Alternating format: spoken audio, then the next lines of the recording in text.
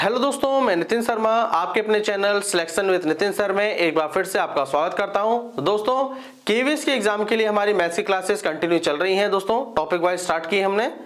दोस्तों, आज जो टॉपिक हम पढ़ने वाले हैं वो साधारण एवं दशमलव भिन्न से लेकर है। दोस्तों, चलिए दोस्तों देखते हैं किस तरह क्वेश्चन आपके एग्जाम में पूछे जाएंगे।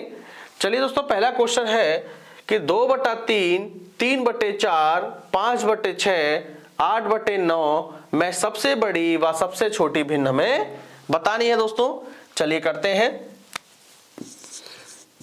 दोस्तों, हम एक चीज देखेंगे इस वाले क्वेश्चन में कि 2/3 में 1 का अंतर है, 3/4 में 1 का अंतर है और 5/6 में 1 का अंतर है और 8/9 में भी 1 का अंतर है।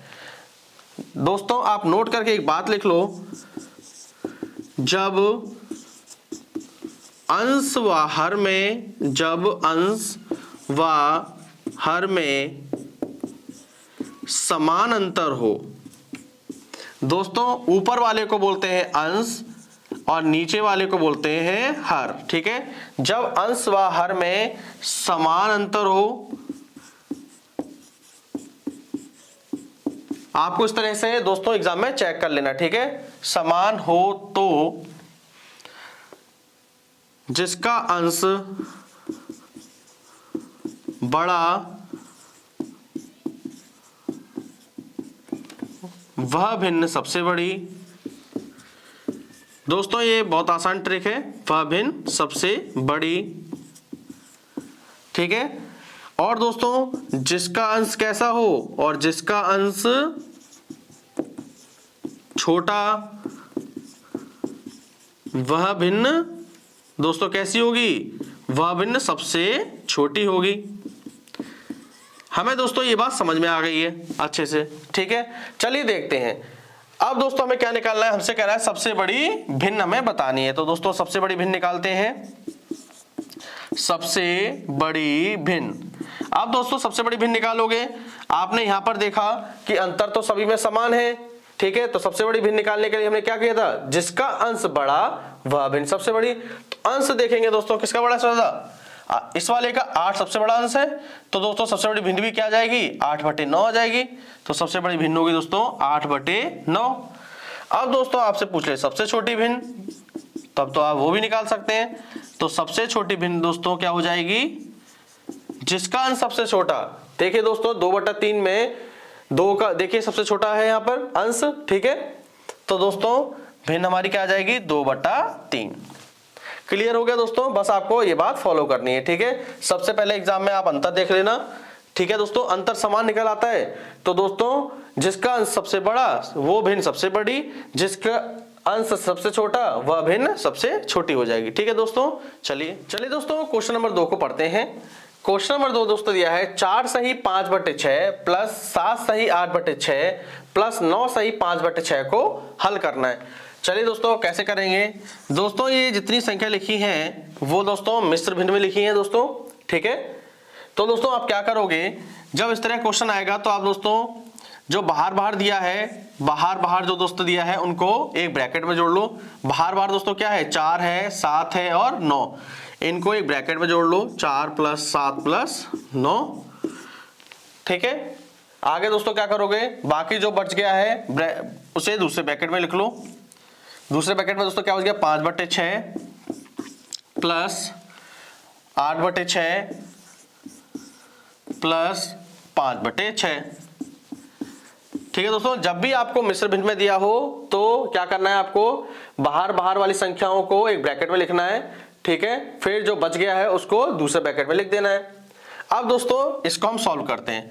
9 7 16, 16 4 20, यहां से दोस्तों 20 आ गया, प्लस आगे देखेंगे दोस्तों हर देखिए यहाँ पे क्या है, समान है। जब हर समान है तो दोस्तों एलसीएम में हमारा क्या आएगा, समान। तो एलसीएम क्या आएगा दोस्तों, 6। तो 6 का भाग देंगे दोस्तों, यहाँ आएगा 1 टाइम, तो 5 + 8 + 5।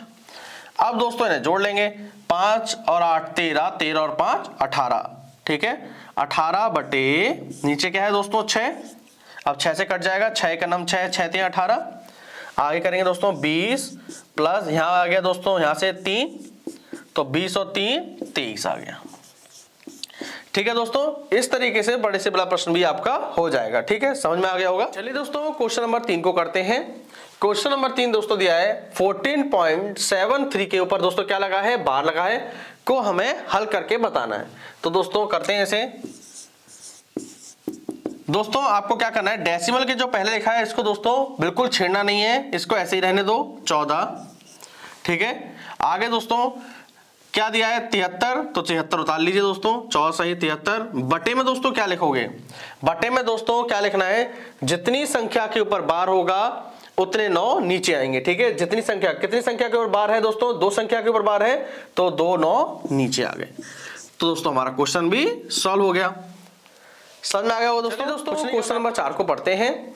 क्वेश्चन नंबर 4 दोस्तों क्या रहा है, क्या कह रहा है कि 2.47 के ऊपर बार है दोस्तों, इस बार को हल करके हमें बताना है।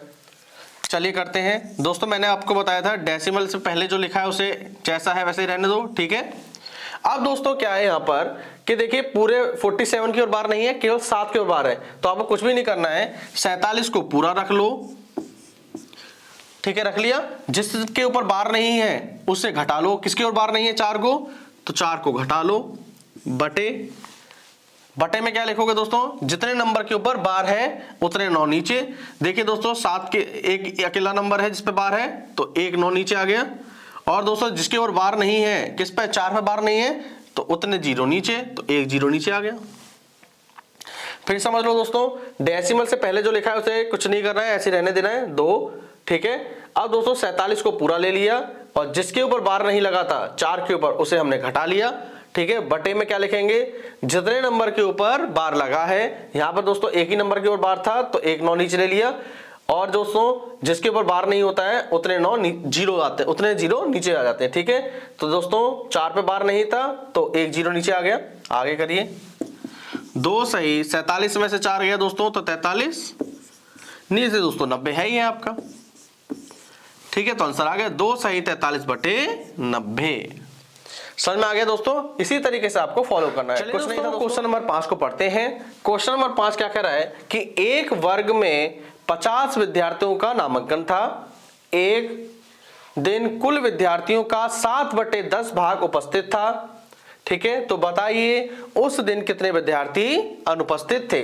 तो दोस्तों कुल विद्यार्थी कितने हैं, कुल विद्यार्थी है दोस्तों हमारे पास 50। कुल विद्यार्थी हैं दोस्तों हमारे पास 50। ठीक है, आगे क्या कह रहा है, कुल विद्यार्थियों का 7/10 भाग उपस्थित था। उपस्थित कितने थे दोस्तों, 7/10 भाग उपस्थित थे। तो दोस्तों अनुपस्थित कितने थे, क्योंकि दोस्तों हमें अनुपस्थित निकालना है, कह रहा ना कितने विद्यार्थी अनुपस्थित थे, तो अनुपस्थित संख्या उनका भाग निकाल लीजिए। तो अनुपस्थित दोस्तों कितने थे, जब भी दोस्तों हमें कोई दूसरा भाग निकालना हो तो 1 में से माइनस कर देना। ठीक है, तो 1 में से माइनस कर दो 7/10 को, तो 10 × 9 10, 10 में 7 गया तो 3/10। तो अनुपस्थित कितने हो गए दोस्तों, 3/10 भाग। ठीक है, तो दोस्तों हमें क्या कर रहा है, विद्यार्थियों की संख्या बतानी है। तो दोस्तों कुल विद्यार्थी कितने थे 50, कुल विद्यार्थी हैं 50, उसमें दोस्तों गुणा किसका कर देंगे, अनुपस्थित विद्यार्थियों के भाग का, गुणा 3/10। समझ में आ गया दोस्तों, अनुपस्थित विद्यार्थियों का आपको गुणा कर देना है। तो दोस्तों 10 × 9 10, 10 × 5 50, 5 × 3 15। तो दोस्तों उस दिन 15 विद्यार्थी अनुपस्थित थे। समझ में आ गया दोस्तों, टोटल विद्यार्थी थे दोस्तों 50, उपस्थित थे उसमें से 7/10, अनुपस्थित दोस्तों कितने थे, निकालने के लिए हमने 1 में से माइनस करना होता है दूसरा भाग निकालने के लिए, तो अनुपस्थित थे 3/10।